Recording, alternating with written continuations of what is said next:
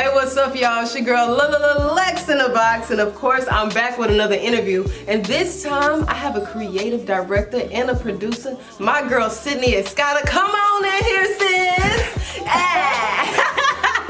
I interviewed her this time. We had such a great time, such a beautiful connection we had on this show. So you need to keep watching and tell them to tune in right now, because my girl Sydney Escada got a tea. Lex in the box. You never know what to expect. Photography, ooh, that's me. I like to use my camera. Music is fire too, so I matched the BPM boo. Cause DJing is what I choose. Hey, keep going, I'll never lose. Strike a pose, chin down, show that neck, girl. That's what Tyra Banks taught me, ANTM. I dibble, I dabble, from modeling to hosting. I'ma go again and say it again. Lex in the box.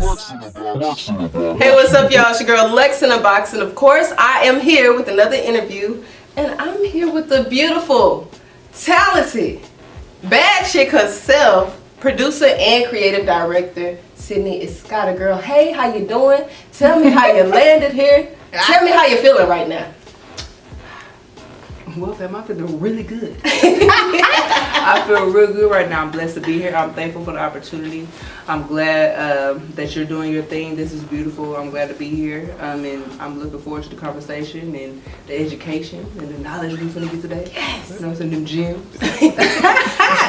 Dropping them gems. You know? Okay. All right. Well, let's go ahead and jump into it. Tell us a little bit about what you do. I know what you do, but tell the world and everybody watching this video about the the plentiful titles that you have. Girl, you made me sound real good. I like that. She does. Look, I'm brushing you up. Yes, but you already brushed up, so yes. It don't take too much. But thank you. So, about 2013, I started off as a model. That didn't work out. I started being a model in my own stuff, and then from there, I started putting together things for photographers.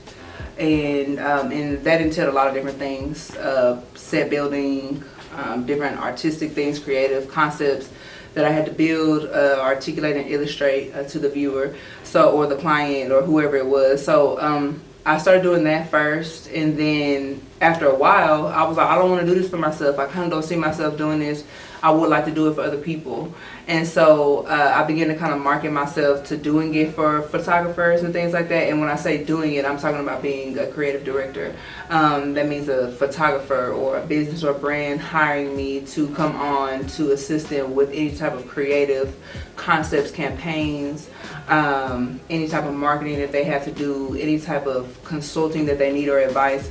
That's something that I'm there for, as far as helping their business to get to the next level. So one of the very, very important things that happened first off in the beginning was I didn't want to be a model. I said I wanted to do this, and then all of a sudden everything just changed from being a creative director. I stopped, and I was going to school, and then I got thrown out into kind of a situation, and I'm sure maybe we'll go into this or I'll talk about it later, but I got thrown into a situation by a young rapper, and she believed in me, and she said, okay, look, you said you want this to be your photo shoot, but I want this to be my video, like my music video. And she was like, I'm coming back to Dallas in 3 days.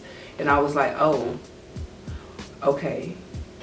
So I didn't tell her no. Yeah, of course not. We never say no. We just prepare, right? So I just did it, and then from there it catapulted me to where I am now, like doing something I never thought I would do, as far as like putting together photo shoots, putting together music videos, putting together promotions, doing things for different brands, designers, artists, anybody. An average person that comes into my office is a person that is looking for content. They're looking for a brand development. They're looking to revamp their brand. They're looking to polish their brand. I'm a producer. I produce the photo shoot. I produce a music video, everything, and that means all the components that go into it, and then I direct it. That shit sound good. Yeah. I love it. Come on through with the background information. Now, a question that I really wanted to ask you. You're a mystery. You're a mystery. And I say that because I follow you myself. and I keep up with you and what projects you're working on, and I feel like that's all you post. So tell me why you're a mystery, because I'm sure you know you're a mystery. Tell me why and how that may affect your business, good or bad.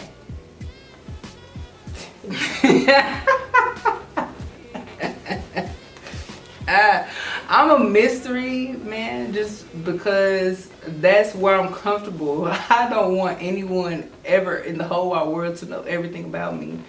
That's just not a good end to be on, for everybody to know about everything that you're doing. So you're never going to ever know every single thing that I'm doing. Even if I tell you everything, there's still, you don't know something. Because sometimes I don't know. Sometimes it just happens. Sometimes it works out. Sometimes, a lot of times, God puts me in position. And that only credits to my path and what was destined for my purpose in myself. As far as just like me, just doing all of this stuff and putting it out here to people, a lot of it sometimes is thoughts that I have myself. It may be insecurities that I have. A lot of girls have insecurities. A lot of women have insecurities. And the main objective of what I'm doing is to help young women that were in positions that I might have been in that don't have assistance. I didn't have assistance. And so if I can be able to help them, I could be able to show them, guide them, talk to them, give them motivation and build their confidence. That's a good situation for me. That y'all don't have to know who I might be sleeping with. You know what I'm saying? Y'all don't know who, y'all don't have to know where I stay or what I drive. Or, how I act on the weekends. Even though I might be on some tables or something. I might be doing some things you don't want to. But we don't talk about that. But it's just like, when I feel like I really want to give that out to the world and I figure out how I want to do it, I'm going to do it. And everybody will like it. They like what I've gotten so far. I do that because it builds exclusivity. A lot of people don't know what's going on. So that brings a lot more people in. It does. It attracts a lot of people. I will say that much. It attracts a lot of people. Don't get me wrong. Some people who present themselves to the public in an open way, they get attention too. But I feel like more people get attention when they are very private and people want to know more. People are prying at this point. I'm just saying. So, real question. A lot of people use a 9-to-5 to fund their dreams. Do you still have a 9-to-5? And if not, when did you quit it? And when did you decide to take that leap on faith? It was like, I think a Say Cheese interview. Shout out to Sean. It was one with, I believe, Kimmy Couture, and she was like, you shouldn't quit your day job until you're like missing money to do different things. It was a point in time where I was doing a lot of different stuff with what I was doing. I'm really transparent when I'm like in front of somebody and I'm talking to somebody. I'll let you know everything about me. Well, not everything, but I'll let you know everything about me, like when I was sitting in front of you. I was like fired for reading the 48 Laws of Power at my last job. Whoa. What? Yeah, I was sitting at my desk. It was a really weird week. One of my best co-workers that I had been talking to that whole week about all of my dreams, about all of the stuff that I wanted to do and goals. Person that I walked to Burger King across the street with every day, he had passed away and died. Our birthday was on the same day. And we were really, really cool, and he was wanted to be in the music industry and being a producer, and I was like, I want to be a production and film, and he had died, and his funeral was that day, and I kind of was like fed up because they wouldn't let us go to the funeral and stuff, so I was just sitting there reading my book at the table, and like one of the people came by. He was like the father of the center. He was always like, standing over people, and I'm like, bro, I ain't nobody to be standing over or nothing. And he told me to put my book up, and when he did, I put it up, but I kind of did like a little smirk and laugh, and he didn't like that. So he came back like maybe 15 minutes later and was like, you gotta go. So I left. I worked on my own for 2 years. I hustled. I grinded. I worked with people. I traveled. I lived other places with different artists, helping them out with their brand. And it brought me back here. Right now, the only thing that I can say is that this is kind of like a hit or miss thing because everybody doesn't understand what's going on or what it is that I do. So sometimes when they really, really get it and I put out really, really good content and we do stuff like this, I get a good reaction and it will take me a long way because I'll get a lot of business. But a lot of times if I don't post and I'm really private and I don't do a lot of different stuff, it's harder and it's slower. So, right now, I've taken a few other extracurricular things so that I will be able to only, because somebody in one of my old call center jobs told me that everything in life is pimping. If you think about it, it's pimping. It is pimping, it's finesse. They pimp you, government pimping, everybody pimping. It's really pimping. So I'm really right now just pimping these other side things that I have just to fund what I need when I need it. Okay. So if you are out here and you are struggling, you don't have nothing at all, you know what I'm talking about? What it do, baby? You don't have nothing at all. You know what I mean? Don't be ashamed. You are a boss still if you go to work a 9 to 5, as long as you know why you're at that 9 to 5. You could be sitting in that cubicle and look to your left and see a lady that's 50 that's been there for like 3 years, and look to your right and see a girl that's like older than that. She's been there for like 15. You don't have to do none of that. You could be there for 6 months. You could plan it out. I need 6 racks. I need this. I need that to get this. Plan your stuff out and you could do it. It's pimping. I love the way you put that. I feel like you appeal to the younger crowd when you say pimping. Because they don't realize that this is pimping. It's pimping. What you mean? It is pimping. Getting what you need. Getting what you want. It's just like working, you know what I'm saying? Using what you got to get what you want. It's like you have the skills to do something. Go ahead and work for somebody else. Do what it is. Get that money from them and take it and build yourself up so you can surpass them in the scale. Yes, you have to put that money back into yourself. Yes. You have very to. important. You have One of to. the most You have important to. things. Another question I wanted to get into is that people always say you need to get out there and network. Get out there and network and develop these relationships, right? Mm-hmm. Create these relationships so that you're able to move this way and that way, and that you're able to put your business out there and whatever you're trying to do, right? What the hell does develop these relationships mean? What does that mean? I mean, obviously, probably like go out to these events in Dallas, but like, this is a real question. How do I develop these relationships? These people don't know me. I don't know them. I don't even know. I know how to introduce myself and put myself out there, but what happens after that? Do I follow up? I mean, what does developing these relationships mean? People always say that with entrepreneurship. Mm-hmm. Define that for me. For sure. A lot of us will let our insecurities block us from everything that we're trying to do. Everything that we're trying to get and receive. We are our biggest cap. It's not the world, it's not the sky, it's not the government, it's not anything, it's us. We are our harshest critics and our biggest cap. I feel like people will sit in their room and they'll be on their laptop and they will be on their phone, they'll post, they'll do all this and say that they have done everything that they possibly could to get themselves where they need to be, but they won't put themselves out of their comfort zone. Mm-hmm. You have to put yourself out your comfort zone, and a lot of times people's comfort zone is not talking to other people or not walking up to somebody and saying, hi, my name is this and I do this and what do you do, and just being confident within your own right. You know what I'm saying? So my biggest advice with that is for sure networking is, if not number 1, number 2, number 3, it's like all up in there. Mm-hmm. It's like you gotta find a balance between them, because your relationships are going to carry you, because sometimes it's a balance, because it is, a lot of people say it's not what you know, it's who you know. That varies in the situation, but a lot of times it's not what you know, it is who you know. If you know that person in that position and everybody believes that person and they have the power to say, I'm going to bring in this person to do this, that's the relationship that you need to build. It doesn't matter what you're scared of. Everything that you want is on the other side of fear. Yes, it is. Everything that you want. And I've been a person that has been scared to admit that, and also scared to live that truth.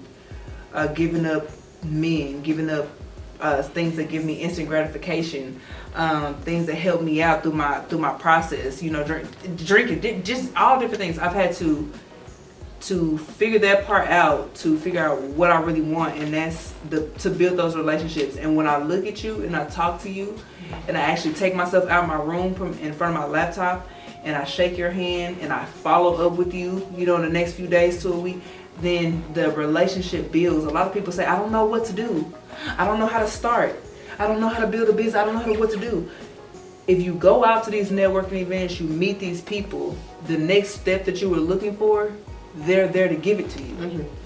They're waiting to give it to you. You just gotta put yourself out. Yes, and they've been taught that the true form of networking and the helping out and being an entrepreneur and a millionaire is to then help someone else. Yes. So it's not to just stand in front and just be like, oh yeah, It's thank about you for me. telling me all your stuff. I'm about to go. It's like, okay, what can I do for you? Now that's real. Network. That's real. Network. Don't be scared. Show You up to better these network. events and be in these people's faces, because that's the only way they're going to get to know you. Speaking of getting to know you, you've gotten to know quite a few celebrities on your journey to the top.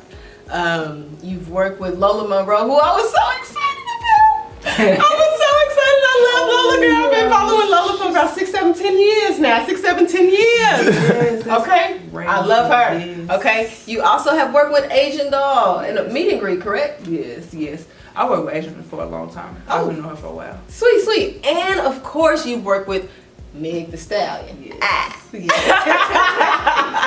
Yes. Of course, a lot of people in these interviews are asking you, like, how was that experience, whatever. I want to know, how do you stay so humble? Being that you've worked with all these beautiful celebrities and they might not have been the best to work with. Who knows, right? But you've worked with them and you can put that down on the resume, and that leads to your credentials. Tell me a little bit more about how you stay humble, being that this is on your resume. That's easy because humble is who I am. I cannot be nothing else but this. Like, if I was coming in here like, oh, like I couldn't even do that because I would feel so fake. My mama didn't raise me to be like that. Like, nobody that I know around me is like that. Nobody that I'm around is like, they're bougie. We carry ourselves in a certain way. I cannot lie. But it's a type of woman thing. My body's a temple, like all of those different types of things. But as far as working with all of those wonderful women, younger than me, sometimes the same age or whatever the case may be, it's a beautiful thing. I manifest a lot of these relationships. Y'all do not understand. I pray, I ask the universe, I talk out loud, I think out loud. I just do so much out loud and let energy radiate from me that it comes true in my real life. I'm not lying to you.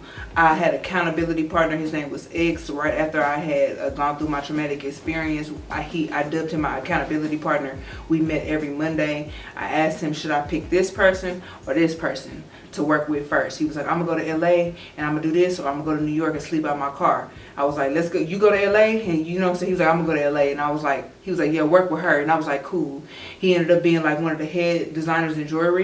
Wow. Like, you know, maybe like a year or two later.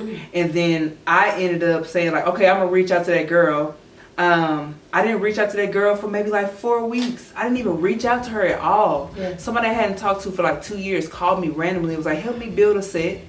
I need you to do this. I'm interviewing them. And I'm like, cool. I go out, I'm buying stuff, working with 2 other people to help put together this set. And I'm like, wait, I'm buying stuff. Who is this for? And it was for one of the girls I had brought to my accountability partner. One of the 2 girls that I had said, hey, should I work with this girl or this girl? And the one he said I should work with, and I'm like, yeah, that was the person that they called me about. You know what I'm saying? And so that was Asian. So I was like, should I work with Asian or should I work with this person? He was like, Asian is definitely the move. The next week, the next few weeks till he called me, he's like, yeah, work with this. And I'm like, who is it? He's like, you know Asian Doll? I'm like, oh, I'm there. And then from there, bro, it just went like great. Asia's a good girl. Meg is a wonderful, wonderful, wonderful, wonderful spirit. A wonderful girl. All the other people that you listed are good too. So yeah, I have nothing bad to say about nobody. The experience is great. I think that's awesome. All right, Sydney Escada. It's Sydney Escada, honey. Okay, this is the fun part, Sydney. Yes. Okay, I read that you are really into cartoons. Is that true? That is. Oh my God, I love cartoons. Oh my goodness. Okay, so I want to play a game with you really quick. Let's do it. It's really short, but I think it will allow us to get to know you a little bit better than we have already. Don't embarrass me, Lex. Don't embarrass me because I do things that make me lose my memory. Whoa. Yeah, let's do it. Let's do it. All right, here we go. Now this part has to do more with cartoons. I'm with it. Nickelodeon or Disney Channel? Why? Ooh, damn, man. Both of them. I can't say one or the other. Both of them. I have a little sister. She's 21 now. She was Disney Channel. I was raised on Nickelodeon. I'm Nickelodeon all the way. It got all. Hey Arnold. It got Clarissa Explains It All. It got all of that. It got, man, fuck that. Nickelodeon, nigga. Got me fucked up. Fuck Disney Channel. Fuck that. No, I'm just playing. I love y'all. I work for y'all too, and we good. So they gonna be calling you. I had to wait. Right. Nickelodeon. Oh man, Nickelodeon. Okay, heels or sneakers? Tell me why. Oh, because I know you are one to like to wear heels. That's what I looked at up. I think I just know that based off of following you. Weird shit. You were in there. But you're a real woman. Man, bro, I'm really like a balance between both. Like, I wore only tennis shoes at first, and then like my mom and stuff, and I was like, if my mom could wear heels, and then I started going to my homegirl house, her mom would wear heels, we'll sneak in her closet, and I'm like wearing heels. I'm like, I can wear these heels too. Then from like 8th grade, like my mama bought me like these pair of like little flip flop like little kitten heels, and I thought I was the shit. Girl, I used to be walking around the neighborhood in my kitten heels. But so I would say it's a balance between both, because some days I just like a tomboy. I straight have sweats on, t-shirt, backpack, hat, snapback, tennis shoes, high top, low top, whatever. Like, that's my real shit. But when I gotta dress up and go out, you know what I'm saying, and put that out there, I'm gonna put some heels on. I know that's right, sis. You gotta let them know who's boss. You know. All right. Wine or liqueur, honey? Wine or the liquor? Which one?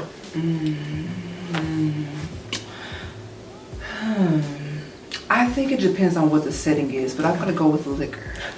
You know what I'm saying? I'm gonna go with the liquor because it's just a great feeling. And wine, it can be just as detrimental or great. Not detrimental. Yeah, exactly.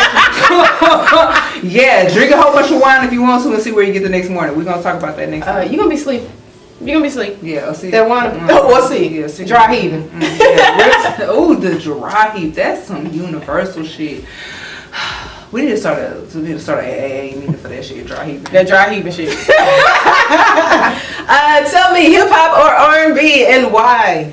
Man, say that was the one I had to think nothing about. R&B. What are you talking about? It's R&B all day. To this day.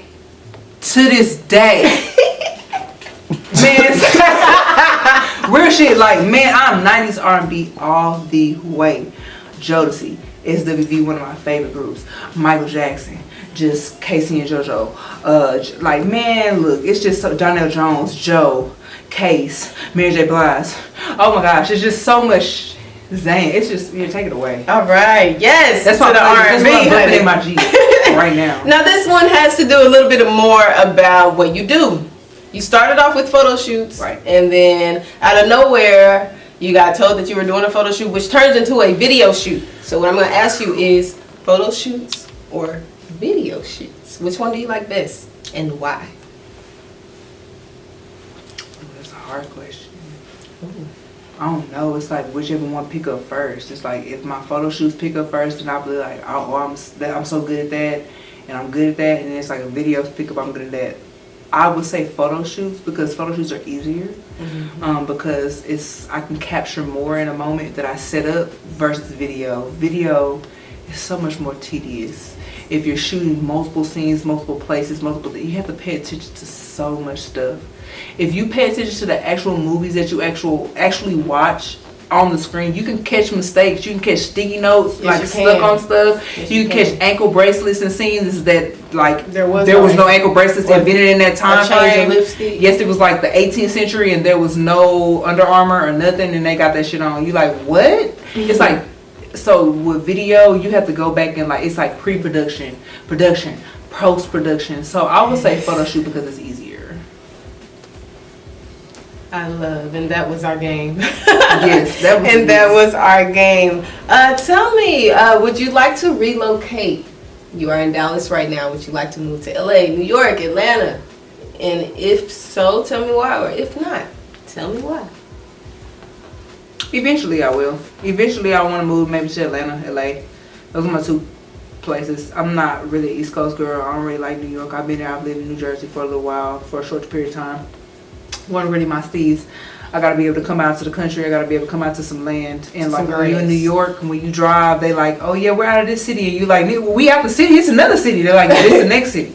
And then you like drive to the next city. You're like, where's the grass and the trees? And they like, you gotta drive it's like upstate. It's like so. Atlanta, Tyler Perry has made so many opportunities and just done so many things for African American culture and just so much for people in general and film. I can see myself going there and being good. And in LA, I love LA. LA is like a second home. But here, Dallas, it's not oversaturated. A lot of people don't do what I do. There are not a lot of really top prominent people in what it is that I do here. So I really want to stay here and dominate here first. And I don't see anything wrong with that. I think it's very smart because not only is there a lot of people who are not doing it, but there's a lot of women who are not in it. And so the fact that you are a woman, a black woman at that, double minority, I think that it stands out times 10, the fact that you are a creative director / producer. Anybody can be creative. Now that we've gotten there, before we wrap up, yes, go ahead and tell us what we can look forward to. How can we subscribe to your channel? Which social media source do you use more? Twitter, Instagram?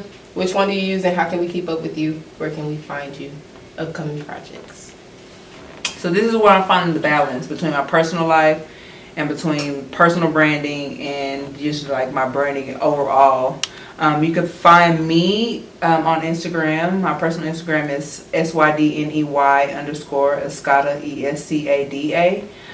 That's where you can find updates on me, my personal life. But billionaires_concepts is my business page. That's where you can find me. What I have next is I have, like I told you before, I have a pilot which is called Her Portrayal. I filmed the first episode. It's had like 3,100 views on it, the most views that I've gotten on my YouTube. I have like, for right now, maybe like 4K followers, so that's really good for me. Like I don't really care about I don't care if you have 100,000, whatever, 1 million. That's good for me right now. Right. So I'm really happy about that. So the next one, I've already filmed episode 2. We're getting it edited. So I plan on having at least 4 to 6 episodes of a season of Her Portrayal. So that's what people can look forward to, and me just creating my own content and content for other women and content for other models that are aspiring here in Dallas. So like be on the lookout because this shit is about to get real licks. You about to see a lot of me, my nigga. A lot. It's lit. Is it okay if I say the same thing? It's lit. Since you about to see a lot of me. Yes, hey. I want to see you. I want to see you. I'm gonna take this from you because it's lit. I want to see you. I want to see you be successful. I feel like this is a great opportunity. I would urge any other artist to be able to come on this show and to be able to sit here and comfortably enjoy themselves with you, the crew that you have. It's a beautiful situation. It's a comfortable setup, and I really enjoy it. I really feel like it was easy for me to talk to you and easy for me to talk to everybody that was here, and I'm happy with it. Like I don't feel no way about it. Like I will come and do it again. Okay. When you're ready. Sis, you let me know. Because I'm going to be waiting at the door. Okay. Thank you so much for coming to hang out with me. I mean, this has probably been the most inspirational, inspiring interview that I've done since I've been doing this, which hasn't been long, but since the beginning of this year. Well, really since the beginning of this year, yes. So I want to thank you so much, Sydney Escada, for joining me. I want to thank you, Josh, for being a part of this. Shout out to 808 Entertainment. Pierre, thank you for being here. That's the road dog right there. Yes. Go ahead and keep it locked. Keep it locked for more interviews. I'm your girl, Lex in the Box. This was my homegirl, Sydney Escada. Y'all stay tuned. Yes. We out of here. Thank you.